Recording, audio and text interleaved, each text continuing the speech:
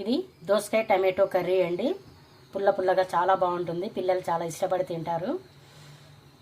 ఎన్నో ఆరోగ్య ప్రయోజనాలు ఉన్నాయి. పిల్లలైనా పెద్దవాళ్ళైనా ప్రతి ఒక్కరు కూడా తినవచ్చు. ఇది రోటీస్లో, చపాతీలో, రైస్లో కూడా తినవచ్చు. చాలా బాగుంటుంది. మీకు నచ్చితే మీరు కూడా ట్రై చేయండి. అలాగే మన ఛానల్ సబ్స్క్రైబ్ చేయండి. దోసకాయ టమాటో తయారు చేసుకోబోయే విధానం చూద్దాం. హాయ్, నమస్తే అండి. ఈరోజు మనము దోసకాయ టమాటా కర్రీ తయారు చేసుకుందాం. దానికి కావాల్సిన పదార్థాలు చూద్దాము. దోసకాయలు పావు కిలో తీసుకున్నాను. కరివేపాకు 2, సన్నగా కట్ చేసుకున్న టమాటోస్, కొంచెం అల్లం వెల్లిపాయ పేస్టు, పోపు కూరకు శనగపప్పు, మినప్పప్పు, జీలకర్ర, ఆవాలు, తగినంత కారము, తగినంత సాల్టు, కొంచెం పసుపు. తయారు చేసుకోబోయే విధానము చూద్దాం. ముందుగా స్టవ్ ఆన్ చేసి ఒక పాన్ పెట్టుకుందాము. ఆ పాన్లో కొంచెం నేను నూనె వేసాను కదా,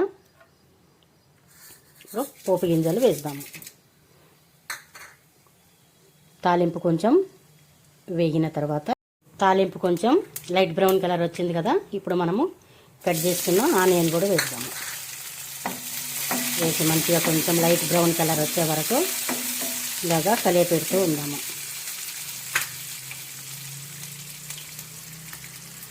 ఆనియన్ మంచిగా లైట్ బ్రౌన్ కలర్ వచ్చాయి కదా, ఇప్పుడు కరివేపాకు కూడా వేద్దాం. వేసి మంచిగా ఇలాగా కలియపెడదాము. కరివేపాకు చిక్కటైన తర్వాత కట్ చేసుకున్న దోసకాయ ముక్కలను కూడా వేద్దాం. అలాగే ఈ అల్లం వెల్లిపాయ పేస్ట్ని కూడా వేద్దాం. వేసి మంచిగా ఇలాగా కలియపెట్టినట్టు చేసి పసుపు, రాసాల్ని కూడా వేసేద్దాం. వేసి మొత్తం ఇలాగా కలియపెట్టినట్టు చేసి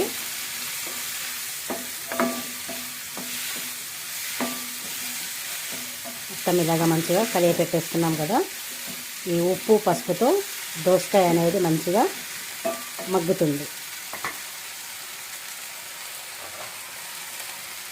ఒక 2 మినిట్స్ మంచిగా మగ్గే వరకు మూత పెట్టుకొని కుక్ చేసుకుందాం. ఒకసారి మూత తీసి చూద్దాము. వావ్, చూడండి ఎంత మంచిగా మగ్గినట్టు అయిపోయింది కదా. ఇప్పుడు ఈ టమాటా కూడా వేద్దాం. వేసి మొత్తం కలియపెట్టినట్టుగా చేసి మళ్ళీ ఇలాగే ఉంచేసి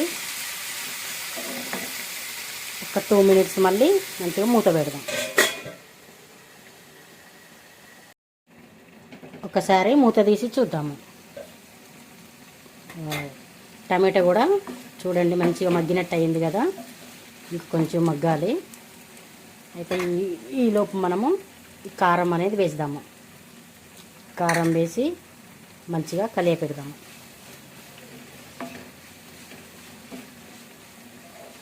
కలియపెట్టేసి కొంచెం వాటర్ వేసి ఉడికించుకుందాం.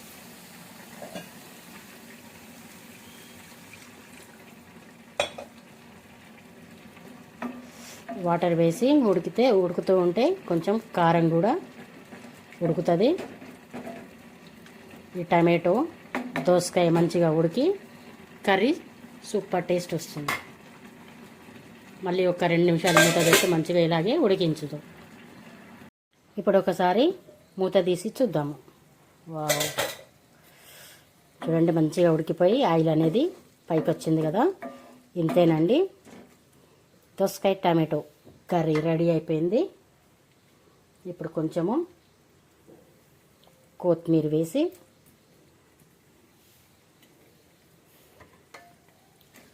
ఇలా కలియపెట్టినట్టు చేసి స్టవ్ ఆఫ్ చేసేసుకొని ఒక బౌల్లో తీసేసుకుందాము.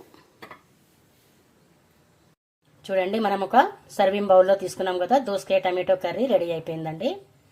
ఎన్నో ఆరోగ్య ప్రయోజనాలు ఉన్న దోసకాయ టమాటో కర్రీ. కొంచెము కొత్తిమీర గార్నిష్ చేసుకుందాము. ఇది రోటీస్లో తినవచ్చు, చపాతీలో తినవచ్చు, అలాగే వేడిగా రైస్లో కూడా తినవచ్చు అండి. చాలా బాగుంటుంది, పుల్ల పుల్లగా చాలా బాగుంటుంది. మీకు నచ్చితే మీరు కూడా ట్రై చేయండి. అలాగే మన ఛానల్ని సబ్స్క్రైబ్ చేయండి, లైక్ చేయండి, కామెంట్ బాక్స్లో కామెంట్స్ పెట్టండి. Thank you.